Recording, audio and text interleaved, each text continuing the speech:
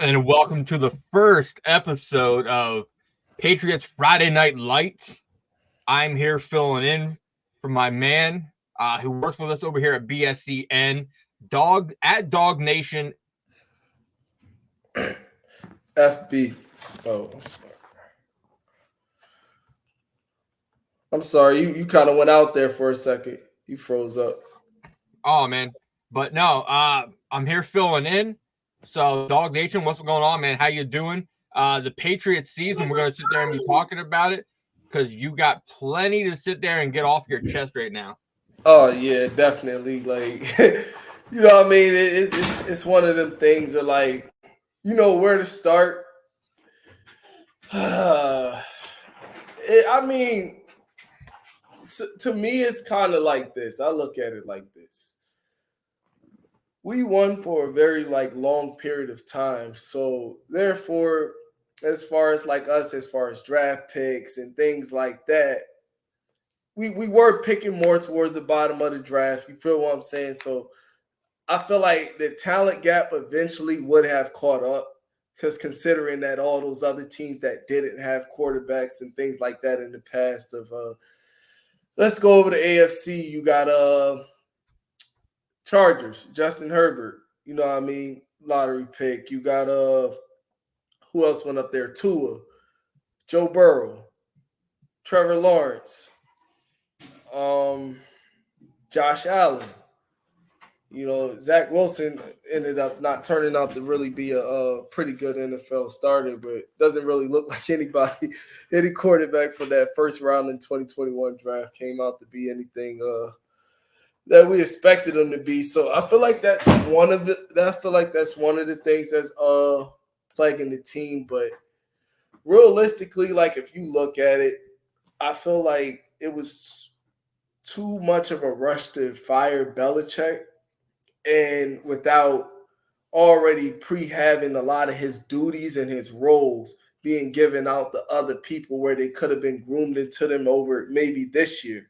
Because now what you have, what we're looking at on the field is the reason why it looks so bad, in my opinion, is for one, everybody is in the first year of them realistically doing their job. So we're going to start with the GM. I'm sorry, I forgot his name. Is Alex. I'm sorry, I forgot his name off the top of my head. It'll come to me. Not Alex Van Pelt. No. I'm sorry, Elliot Wolf. I'm sorry, there it is, Elliot Wolf. So you got Elliot Wolf, who he has been an executive. His dad has been a successful general manager for the Packers, but this is Elliot Wolf's first year as being the general manager of the Patriots. Like first year ever being the general manager. On top of that, you have a first year head coach in Gerard Mayo. You also have an offensive coordinator who Alex Van Pelt. He's been an offensive coordinator, but he has not called plays in a fully over a consistent season since I think he was the offensive coordinator in Buffalo maybe in 2009. So that's when he was calling plays, and he called plays in the game for Pittsburgh where Kevin Stefanski, or I believe, was suspended in that playoff game, Browns versus Steelers, where the Browns ultimately ended up coming out winning that game. That was the first playoff win in a long time. And down to DeMarcus Covington, the first-year defensive coordinator. So the inconsistencies that we see, you know, it's like, well, it's a talent gap. That's one of the things, you know what I mean? Because it's like I could sit here and say, well, damn, why ain't they doing this? Or why didn't they do this? Why didn't they do that? They're professionals. I'm not going to sit it to say that they never thought about it or that maybe they're not trying to do it. But considering what's on the field, that's what we have to look at. So, you know, I can definitely understand the frustration because I get frustrated every week watching them, especially you know, when everybody's like, "Oh, when should Drake May start?" Or the offensive line is not ready for him. Like, you know, with all due respect, you know, he's a football player. You understand what I'm saying? The kid's 6'4", 220. Like, you know what I mean? This is not no small kid. And at some point, you know what I mean, he's gonna get hands put on him. He's gonna get hit. He's gonna get sacked. So it's like the Patriots could have solved this problem with in the draft. When you decided to take a pick in the second round at a wide receiver, doesn't look like the wide receiver room has bolstered much with the Jalen Pope pick. And I'm not saying that it's a bad pick, you know what I mean? Mm-hmm. Because I actually like Jalen Pope. But what I'm saying is, if you knew you had between left tackle and a wide receiver to pick, knowing you just picked that quarterback at number 3. From what I understand and from what I read, New England was more so focused on trying to get back up into the first round to draft Xavier Worthy, who ended up going to the Chiefs. But Buffalo wouldn't, and also Buffalo wouldn't allow them to get back into the first round to get Xavier Legette, which Carolina ultimately ended up getting him as well. So it's like, why weren't you trying to trade back to get into the first round to take a tackle coming out of this draft? Like, who's the guy that went to Dallas? He's a rookie. The kid from Tyler Guyton from Oklahoma. You know what I mean? There was definitely some options there. So it's like some people want to, was Belichick's fault the reason why this team look as bad? You can put some blame there, but also we have had a whole offseason to address some of these problems. You know what I mean? So it's like new things are starting to come out every day where it's like, okay, offensive coordinator position, Alex Van Pelt. Why is he the offensive coordinator? From what I'm gathering and from what I've been seeing on other things that's covering the Patriots, it's a money thing. You understand what I'm saying? It's a Mm-hmm. money thing, and he was kind of one of the only people that was willing to even come here because he was just fired in Cleveland. So it's like now he got me going back looking over at Cleveland, looking at a lot of Cleveland's games, trying to figure out what's going on. So here's my opinion about everything that basically what I'm seeing is going on. Quarterback is definitely a big problem. People can say he doesn't have time. Yeah, at times he don't.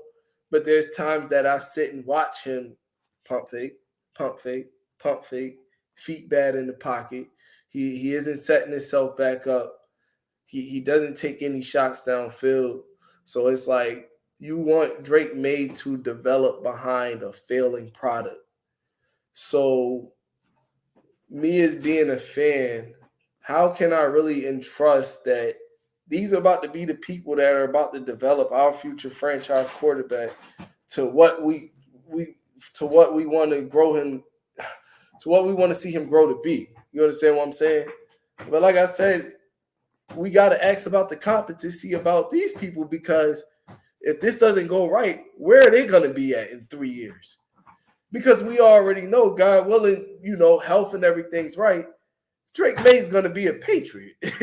You understand Mm-hmm. what I'm saying? So long before Drake May even never be in the New England uniform, and if this doesn't work out, those guys will be out the door. So it just brings the question to this. What was this whole year about anyway? Because, all right, is there people calling for like the job of Gerard Mayo? I don't really know fully what type of job he would be able to do with a better team because it's like when you compare somebody, you compare it relative to what? You compare it relative to something else, or I can't compare him to Bill. Mm-hmm. It's not fair. You know what I mean? It just wouldn't be fair for Gerard or Bill to think that it was that easy to get all those Super Bowls and win all those rings. And at the same time, Gerard Mayo, he probably would grow into his own, but I, am I really a fan right now? Honestly, no. You know what I mean? I'm just being honest. I'm not really a fan of this management and coaching staff because it doesn't look right. Like I can understand like the saying, all right, well, yeah, we need these pieces and everything else, but this looks like it looks bad. You know what I mean? Like it literally looks bad, like nothing has really been fixed. So we was like, I'm not gonna say we because I want Bill to stay, but you got so many people that was, oh well, now it's time for Belichick to leave. Belichick should leave. Well, guess what? Now that we got that, everybody's upset about play calls or maybe certain situational things that should have happened in the game because we all wanted Bill gone. Well, not me, like I said, but there's people that are Patriots fans that wanted him gone. You need a quarterback to win in this game. Like when me and you spoke about in the past, Mac Jones. I feel like Mac Jones was tapped out physically. Like everybody, like, well, yeah, he looks broken. He looked good his rookie year. Yeah. What do you think? Defensive coordinators don't watch tape? Mm-hmm. You understand what I'm saying? It got progressively worse for a reason. Everybody's like, oh, well, he shouldn't hire Matt Patricia. Well, that looked at, well, maybe he shouldn't have, but we did see Mac Jones throw for his career high with Matt Patricia as the offensive coordinator on if I'm not mistaken, the 2022 Thanksgiving game versus the Minnesota Vikings. He threw for 394 yards and 96 yards or something like that. Those were receivers were receiving for or over 100 yards that year in a couple of different games. And if we want to get technical, the Patriots could have gotten into the playoffs, but they lost themselves 2 games, not due to coaching, due to what happened on the field. They went 8-9 that year, right? So everybody's like, oh, they shouldn't have hired Matt Patricia. So the year that Matt Patricia was the offensive coordinator, since we're on the topic of Ramondre Stevenson fumbling, Mm-hmm. you can go back and look at week 12 from the 2022 season when the Patriots came back down from, if I'm not mistaken, it came back down from about 22 or 25. They had the ball on Cincinnati's 3-yard line, like a minute 15, clock rolling. Cincinnati has no more timeouts. All New England has to do is run out the clock and walk in the touchdown. Ramondre Stevenson fumbles the ball. Game over. Game over right there. So that there's a loss that they should have had that game. And now we're talking about the Raiders wide receiver who went there the following year afterwards, Jacoby Myers, with his lateral, which me when I said it, I said it. Me personally, I feel like he did it on purpose. You know what I mean? As a spit in the face to the coaching staff, because I said it afterwards. I said, don't be surprised if he goes to Vegas. And yes, a couple months later, see, they won't talk about it enough, but a couple months later, Jacoby Myers did go to the Las Vegas Raiders. Mm-hmm. And common sense to tell you, Jacoby Myers, what were you throwing that ball back behind the line of scrimmage for? What was Mac Jones going to do with it? Because it's not like he could throw it forward. All he would have to do is run. So you just threw the ball 20 to 30 yards back behind the field and just basically threw it up as a free-for-all. And the worst possible scenario could have happened. So that cost the Patriots 2 wins right there. Had they won those games, because that game was going into overtime, so who knows what could have happened. But like I said, that was still a dub that could have been on the table. They could have been 10-7 that season. And they would have been back-to-back 10-7 seasons with Mac Jones as the quarterback. But like I said, people watch film. What the Patriots were doing were very vanilla because it's like Mac Jones really couldn't throw deep down the field or accurately. You know what I'm saying? He's an NFL quarterback, so obviously he probably can throw the ball 50 yards, but can he put it in the spot where you need it to go at 50 yards? So that's what started to get worse, that teams were starting to load down at the line of scrimmage because they weren't worried about any big playmakers down the field. Tyquan Thornton, the reason he's been like irrelevant, in my opinion, is because he's a deep threat.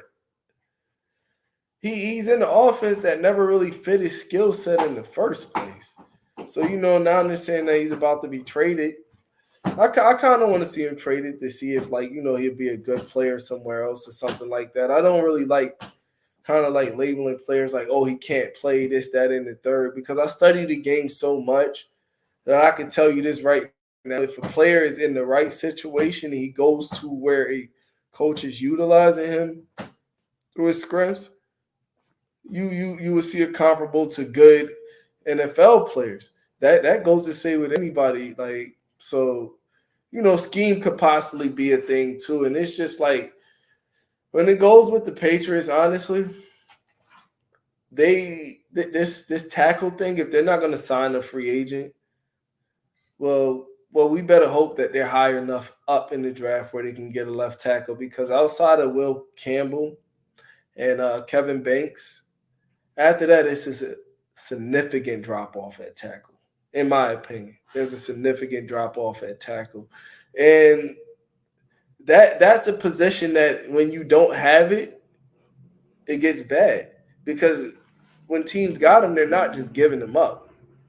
You understand what I'm saying? They're not just giving them up. Why? Because in today's football, it's hard to find these offensive linemen that can play maybe with their in the 3-point stance. If you look at college football nowadays, since the game is so pass heavy and pass centric, they got these dudes standing up 6'8", 6'9", 6'10", because that's all they can do. They can't get out of their breaks and open their hips to get into a block. They need to be standing up. But what happens when you're asking for your quarterback to get under center? You feel me? When you need the quarterback to get under center and you need to hand it off to the running back.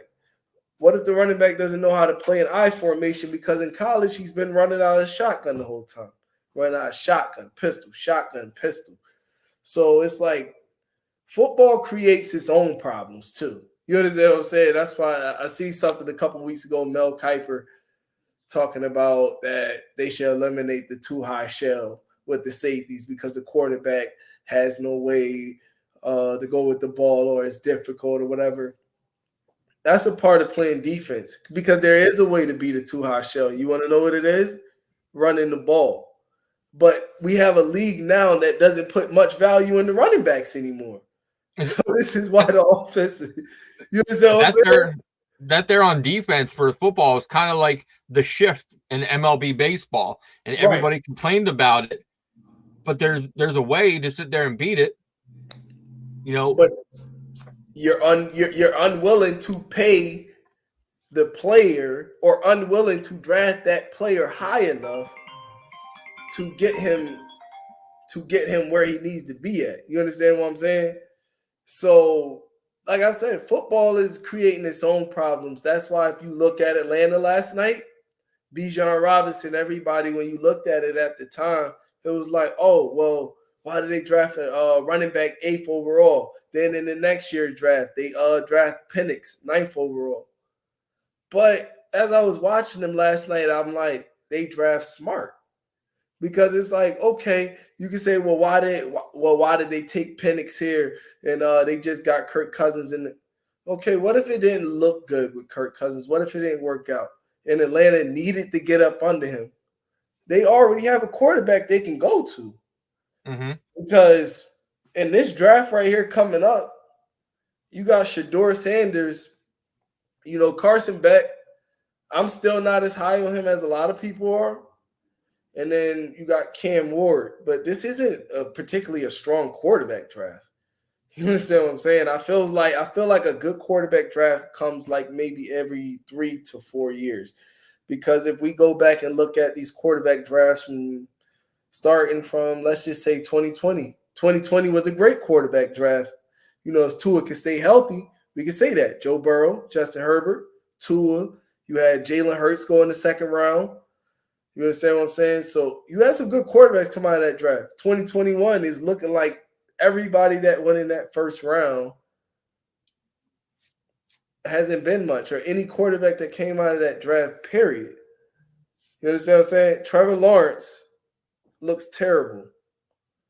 Zach Wilson, he's on another team. Trey Lance is on another team. Justin Fields is on another team. Mac Jones is on another team. You got Davis Mills. I think he went in the 4th round down there to Houston. So none of them look like they panned out from 2021. 2022, Kenny Pickett is the only one who went in the first round and turned out to be that the best quarterback that came out of that draft was the last pick in the draft, Brock Purdy. So now we go to 2023. Who do we have come out of 20? CJ Stroud, Bryce Young. Maybe it's a schematic thing. You know what I mean? I would like to see how he would look somewhere else. Because, maybe, like I said, maybe it's a schematic thing. He's an undersized quarterback, 5'11, 190, 206. When you got a quarterback that small, you have to draft a lot of good players because a lot of things have to go right around him. Because for one, yeah, you're going to want to get him out the pocket a little bit and get him to move, but how many hits do you really want him to take? We see it from Kyler Murray all the time. Those smaller quarterbacks, they start out hot. Russ was the same way early in his career. They start out hot, but over the course of the season, what starts to happen? The wear and tear sets in. You only butt so big. You know what I'm saying? So, like, they're getting hit. So 2023, like I said, we got Anthony Richardson. He makes a lot of splash plays, but to sit here and say that, like, he's about to be a savior in Indy, I'm not exactly sure about that yet. Will he sell you some tickets? Yeah, because he's a crazy athlete. He's athletic, like gifted. You know what I mean? Very gifted, but I don't see it where it's like he's elevating the team to where they need him to be. Or it's only his second year, so I'm not even going to sit here and talk down on the guy. But 2024, obviously, we got our Drake May draft. Caleb Williams, he's another undersized quarterback, and that really hasn't looked like how people hyped it up to be. They got a ready-made team for a rookie, and it's already starting a little shaky. Jaden Daniels looks phenomenal. He went to a good situation. He has a number one wide receiver. Washington seemed to fix some things with their line. It's going to be interesting to keep an eye on the defense going forward. That's what I could say about Washington. Washington's defense will be their reason of why they might not get to where they go. Obviously, Drake May going to the Patriots. I feel like the Patriots can, do something going forward. But honestly, this ain't the year. Like, we just going to have to just sit back on this one and take a few things on the chin. You feel me? But now I have a question. I really want to touch base a little bit with the tackle situation.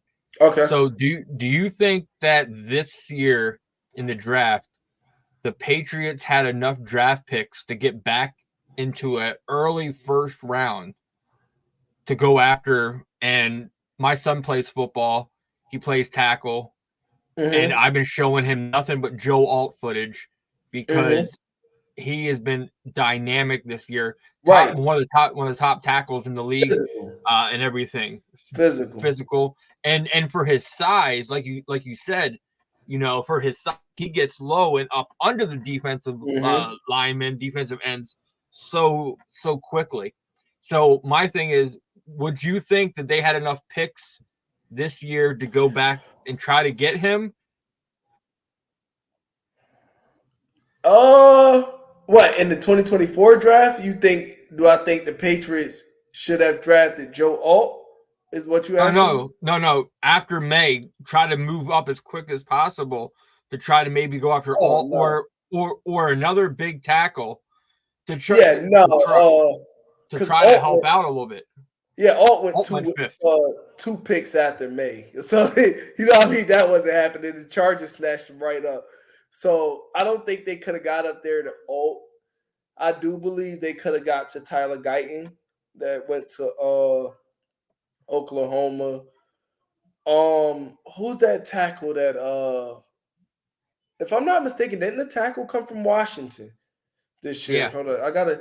And he got drafted in the first round, if I'm not mistaken. I forget who he I'm gonna have my notes a little bit better prepared next time. But there was a couple. I believe there was one from Oregon State that they could have got that could have but my thing is, like, could they maybe Alt was out of it, but go back in the first round to get a tackle?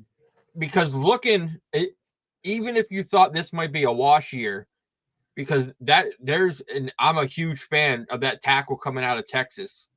Like, he is dominant. Oh, you're talking So about Kevin Banks. Kelvin yeah, Banks. yeah. Yeah. Yeah. So and then next year you kind of set up Drake May with a little protection on both tackles, and then you got him some weapons. Then maybe you sit there and start rolling out a little bit of offense. But I'm curious, with Correct. tackle wise, what you thought, and what are your thoughts are with them being, self conscious on the offense. Like, they're not making, they're not pushing like when they need At to all. down the field at all, and they have young, talented weapons. Henry being the captain Patriots Mm-hmm. team now. So, do you think with him being captain, being a little more vocal, that he can sit there and try to get this offense, or do you think that Van Pelt's just gonna, I'm just gonna do what I do? All right. So to answer you first about the tackle, the Patriots had ample opportunities because you had a 34th pick in the second round. They could have traded up because even that pick would be attractive to a team that's late in the first round that maybe their top 3 or 4 guys that they had on their board could have already went off the board. So now, what if a team that's late in the first round looking at it, well, our next guy, we don't have him going to maybe as a mid-second or something like that, where they have him ranked at. So we're not going to overspend the pick here. You understand what I'm saying? Let's trade it. The Patriots could have gotten conversations with somebody about that, but their draft went like this: quarterback, wide receiver, a right tackle who you're trying to force to be a left tackle in the league, and then you doubled down on wide receiver by getting Javon Baker. And from what I'm understanding, it's looking like there's some friction there. So it's like this is their own doing in a lot of retrospect, because it's like you're trying to take other people's fall offs and polish it up to be what you think it could have been. Oka, what's his name? Chusa Okorafor. He was a right tackle in Pittsburgh. You paid him to come to New England and be a left tackle. Where did you see left tackle potential in him? Like, that's not a position that you could just sit there and just put anybody in and think it's gonna work. But then you get upset like with the fans, or like, because there has been some sensitivity with that coaching staff as far as like some of the stuff that's been getting put out about them. Like, things have been getting taken down and things like that. But it's like you're not that good at well, let's just say, like I said, first year GM, first year head coach, first year offensive coordinator calling plays, first year defensive coordinator, no left tackle. You got a journeyman backup quarterback that basically he's going to come out. He came out on the air and said he finds it disrespectful that they're basically saying the only reason he's out there is to basically be a shield because they don't want Drake May hurt. So my thing is this: I would ask Jacoby Myers this straight up. If I could see him face to face, okay, and I can understand that. And I'm not saying that you're not wrong for feeling like that. But what about your play makes you feel like you should be on the field? Because that seems like some type of entitlement to me. What makes you feel like you that entitled that you should be on the field more than Drake May? Drake May cannot possibly be that bad where you telling me he couldn't take Jacoby Brissett's job right now with what we seen. Considering they making memes and everything, how Kirk Cousins threw for more yards in last night's game than Jacoby Brissett has thrown in 4 games this year. Yeah. And answer your question, 8 tackles went in the first round. The last one going to the Cowboys at pick 29 You see from what I mean? Oklahoma to Tyler Gutton. Jordan Morgan from Arizona went to the Packers at pick 25. Washington, Troy went to the Steelers. Like they could have easily went up for any of those three Mm-hmm. and at least, you know, tried to work a little bit better on the offensive line, you know, knowing Yeah, that you got a future quarterback right back there. yeah. Or in free agency, like instead of going after Brandon Ayuk with all that money, man, you should have been trying to find at least a serviceable left tackle. Mm-hmm. It's like y'all wanted to. It's like they wanted to take the cheap role. So I'm not sure how much they paid a core for, but I'm pretty sure it was peanuts because they probably paid him. They paid him the salary of probably a backup right tackle, and they wanted it to work at left tackle because they wanted the ball on the budget. And this is the Patriots that we come to know. That's why everybody, with the Brandon Ayuk situation, yeah, everything they could have offered Brandon Ayuk a lot of money up front. You want to know why? Because a lot of other people were not about to get paid then. If Brandon Ayuk was about to get all that money, um, we could have watched them probably play with Gonzalez's contract coming up in a few years. Christian Baltimore just got paid. Um, and honestly, right now, well, Cole Strange should be back this week. I actually think Cole Strange has been a better pick than people like trying to make it out to be because before he got injured, if I'm not mistaken, I think Pro Football Focus had Cole Strange as a top 10 guard in the league, somewhere ranked in there. So, with Cole Strange being back, I think that could be good. David Andrews is out for the year. Um, honestly, expectations that I'm just not upset about like, well, damn, the record shouldn't look like this because my expectations wasn't high on, well, damn, it's supposed to be this. Even when they beat Cincinnati, I wasn't surprised because Alex Van Pelt was the offensive coordinator of Cleveland. If you go back and look at Cleveland over the last couple years, they run the ball and they beat Cincinnati pretty much Mm-hmm. all the time. So he knows how to win against his team. You understand what I'm saying? So, but against Seattle, New York, and this past week against San Francisco, I can give the defense pretty much.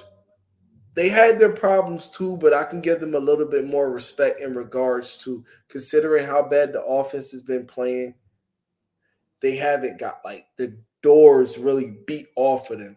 They have just been like out coached and just simply out talent and outplayed. Do I feel like a game like that is coming up? Yeah, there's definitely one coming up because it's like, what if we don't beat Miami? And then you still tell everybody that Jacoby Brissett, to sit here and say Jacoby Brissett gives us the best chance to win, but you look as bad as you do. You can't tell people that. Like, that's just not going to work. So what do you mean, like the dude that's throwing for less than 100 yards in the game, or you know what I mean? We're watching him make a lot of mistakes too. But you're sitting here every week. The fans are calling for a wait. We took a guy at the number 3 pick in the draft. We seen what he could do. We seen his arm. And every time you hear his name and his play style, he's connected to 2 all-pro quarterbacks. Justin Herbert, Josh Allen. So Mm-hmm. everybody wants to see that up in New England. So when you keep putting Brissett back out there and say that he gives us the best chance to win, that doesn't make sense. Honestly, you're better off just saying nothing at all because Gerard Mayo, they're taking everything he's saying and they're showing where he's contradicting on what he's saying at, to the point where they're questioning how much power that does he have over this team. Some people got a theory that Gerard Mayo is set in place, and I kind of believe this too. He's set in place to be the head coach because that Belichick type of defense, they want that to continue. You don't want that to go away. You feel me? For the way the defense, the way Belichick coaches defense, you want that to continue. So they feel like that could have continued with Gerard Mayo, but now apparently Alex Van Pelt is in charge of the offense. But what I'm trying to get at is what did Alex Van Pelt do to show you that he can develop this young quarterback, or you know what I mean, or he should Hmm. have that much control over the offense? Because if this does not go well, we are set back for another couple years. Everybody wants to talk about how we're still chasing the Isaiah Wynn pick, the N'Keal Harry pick. That is true, and it's also bull, because as much as I love Bill, this is where I'm gonna get on him here. Bill, he could have had George Pickens. He traded ahead of Pittsburgh and took Tyquan Thornton. He could have had George Pickens. Or if we want to go back and look at the 2019 draft, when you took N'Keal Harry, A.J. Brown was still there. DK Metcalf was still there. I think was Amon-Ra St. Brown. I think he was still there. Debo Samuels was still there. Terry McLaurin. Like, you know, so we shot ourselves in the foot with some of these things, but it's also like, if this does not go right, then what's the point? Because if you're telling me that we have to draft another alpha wide receiver going into this year's draft too, then what was the point of drafting Jalen Pope? Because it's like, there's plenty of good receivers in this draft, so New England will have one. Hmm. Just gotta wait. They'll get one. But you got to get that tackle in the first round. So even if you're sitting there to look for like a Travis Hunter or something like that, you could be salivating over him. 9 times out of 10, they got to let him walk. Because let's say that New England is in that position where, all right, they're so bad, but the teams that are below them need quarterbacks. So now maybe you're not looking for nobody to take a tackle in maybe the top 4, top 5, top 6 picks. New England can comfortably slide back a little bit as long as they know they're sitting behind teams that's looking for a quarterback. Oh, okay, yeah, we know they're trying to get a quarterback. So I believe they will have a chance to trade down in this year's draft and get what they want, and possibly get more draft capital in this draft, as well as probably have 2 first rounders in the next draft. But this year, it's definitely going to be hard to watch. I don't want to sit here and tell anybody that it's going to be a wash, because at the end of the day, they still got to play football. And, you know what I mean? They still got to sell tickets, and they still got to get put out there. But you think people are angry right now? Pretty soon, if they do not win this game versus Miami, I expect it to be an ugly game. But could the Patriots lose? Yeah, because, all right, if you want to go that neither one of them have a quarterback, but Miami's roster is far more talented than the Patriots roster. You feel what I'm saying? Okay, we have a Jalen Ramsey type and Christian Gonzalez. Because him on defense, now I don't feel like he's been getting the respect he deserves. Now, Christian Gonzalez, lights out. But I think we got them in the safety department too. But outside of that, especially since the injuries to the linebacker core, I think they got us at linebacker. I think they got us down on the defensive line. Offense, obviously, they got us at receiver. They got us at running back. They got us at offensive line. So that's what I'm saying. So these close games, kind of like this, do we want to keep like getting blown out by teams that aren't that good? Because it's like, I'm not that high on the Jets neither. I feel like we kind of made the Jets look a little bit better than what they should have. You understand what I'm saying? Because for them to come out after 10 days that they just beat us, and to lose to Bo Nix and only give up 10 points, it obviously, you know what I mean, that's something to be talked about. So the Patriots got their work cut out for them. In some ways, like I said, I blame if we're looking for somebody who to blame, I blame Kraft. I'm just being honest. I blame So I blame the Kraft. playing the Dolphins this week. So, what are your thoughts? Give us a final score.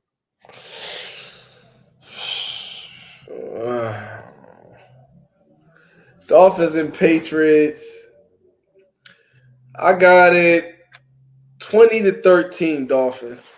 And I hate picking against my team, but when looking at it from the standpoint that they got a Tyreek Hill and the Jalen Waddle, and they got some guys that can break a game open at any given point, as to where the Patriots are going to have to play a more slow, methodical game, we could lose to the Dolphins. I don't want it to happen, but it's very possible. Considering you have no receivers, but they have one of the best corners in the league on the other side of the ball. You understand what I'm saying? So it's just like, it's definitely bad for matchups. Definitely bad for matchups. Well, And Beast Mode sits there and from Germany. He works with us at BSEN. He says we will win this game. We are the first year in our rebuild. Trust the team, guys. KB is back. I think we must give the time. We all know that we don't play a huge season. oh no, And, yeah, and he's right. I believe that too. You know what I mean? I don't think that's why I said this year. But where's my problem is this. It's not so much, yeah, it's the product on the field, but it's also the people that's been entrusted to fix this product on the field. We don't know what they are yet, but it does look like historically bad right now.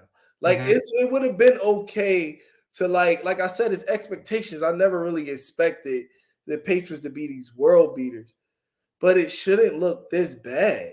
You know what I mean? Because at the end of the day, these dudes is NFL players. Like I can understand if you're not up to the caliber of a Pro Bowler. There's levels to it, but to just go out there every week and then tell me that like you got to this point in your life, like you're in a percentage that not a lot of people are in. So obviously you was good enough to get there. So that's why I try not to say like, oh, somebody sucks. They're in position. You know what I'm saying? They're in position. So it just seems like, it does make you wonder what's going on around them. Like, why can't we at least get like comparable play out of there? Or why isn't the ball coming out of Jacoby Brissett's hands a little quicker? Because even you notice on Madden, I notice even playing on Madden, you can't run too many deep passing plays with the Patriots because the offensive line is not going to hold up. So clearly, you're going to want to find ways to get that ball out of your hands a little bit quicker, and I think that's where a Pop Douglas would come in at. And for me, Elliott Wolf is the biggest problem too. I'm with you on that one. Like, I feel like because like I said, he had in like you just brought it up. There was 8 tackles that went in the first round. The Patriots could have gotten back in the first round. Gave up that 34 pick and maybe something else. Even if they're like, oh, well, we didn't feel like we wanted to give up too much draft capital. The 2 wide receivers that you have taken. Like I said, do I think Jalen Pope's going to be a good player? Yeah. But in retrospect, looking at it like this, he hasn't boasted the wide receiver core. Javon Baker has not boasted the wide receiver core. So if you would have gave it to me where I could have talked somebody into the back end of that first round, where I could have gave them maybe, a player that we were going to get rid of anyway, a second round pick and maybe a fourth to get back into the first round to get me a tackle to go along with that quarterback that I just selected, I would have been okay with that. And looking at it going into this year's draft, there are a lot of good receivers coming out of this draft. You got Mecca Ibuka in Ohio State. Travis Hunter, if he decides he wants to play wide receiver. That wide receiver out there in Arizona, he's like 6'5", 220. McMillan, he beast, animal. You know what I mean? He's an animal. You got Luther Burden out there in Missouri. So, and I'm probably not even naming everybody right now, unless I was to like go I got all my stuff right here. Actually, my draft stuff. Unless I was to like really like dig in and look, but like I said, the Patriots had their chances, and it doesn't seem like I don't know what they had to do, what they wanted to do this year. I'm not gonna go as far as to say they wanted to tank, but this is what you get for putting what you put out there, because you knew this already. You know what I mean? Yeah. You knew this already. Like I said, if you was gonna set it, you could have at least put Gerard Mayo management. You could have put him in a better position than that. Nobody wants to come here. Tom Brady was a big reason of why we could have got people like to the Patriots. So it's like weather isn't great up in Massachusetts. And as Bill Belichick says, Taxatuses, so they get hit for a lot of money too. So you need some incentives to bring people there. And honestly, if they think about, oh well, let's try to bring in a free agent receiver this offseason. If they don't know what Drake May looks like, you might have the same problem that Brandon Ayuk did not want to come here. Mm-hmm. Because nobody knows what the quarterback position looks like. Like literally, like the wide receivers, like everybody talks so much about them, but I'm being honest. If it's one thing I know, like the back of my hand, it is football. And I'm telling you, I analyze when I'm watching. Jacoby Brissett holds on to that ball a lot longer than he should. Just like the interception of Fred Warner. I know we probably I don't want to beat the dead horse, but Pop Douglas came open.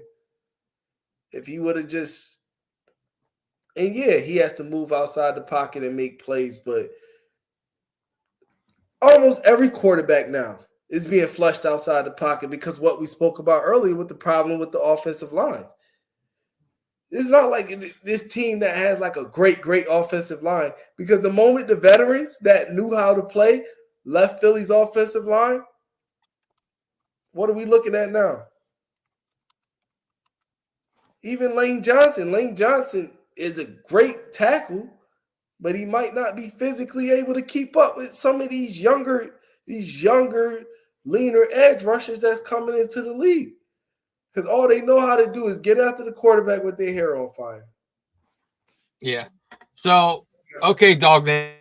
Sit there. This is a great first episode. I know you got a lot off your chest. We're gonna sit there and keep this going. Hey, Definitely. everybody knows Friday Night Lights is the place to be for all your new Patriots content. So every Friday night we're going to be bringing you back. We're going to be bringing on reporters, some writers covering the teams we'll be playing, and of course we're going to be breaking down game footage of the previous game. So make sure you head on over to Dog Nation at Dog Nation FB. Follow him on Twitter. Follow us at BSEN617. Make sure you sit there and go and follow us on our YouTube channel. So, Dog Nation, any final thoughts you have? Yeah, just to would be like, as far as like the Dog Nation, eventually, that's going to change too. Is I'm working on some branding. It's just like, as far as like copywriting things and all that, I want to make sure when I put everything out there, it's all sealed. I got some more content coming up. Like I said, as far as like college football, I definitely got something coming up going into the 2025 draft for college football. Is report cards. You know what I mean? We're great at height, weight, speed, production, down to the type of routes, whether it's medium routes, high routes, receivers, offense. Like I'm getting deep in depth. You know what I mean? So just look forward to a lot more going forward. And like I said, me and you already know you're going to get to work. So for Dog Nation and for myself, check next Friday night on Patriots Friday Night Lights. All right. Thank you. Have a good night. We're on to Cincinnati. It's nothing about the past, nothing about the future. It's right now we're preparing for Cincinnati. Okay. Do you feel like the talent you have here is good enough? We're getting ready for Cincinnati. What is your responsibility? Well, I mean, I'm just asking, do you think you've done enough to help Tom Brady? We're getting ready for Cincinnati.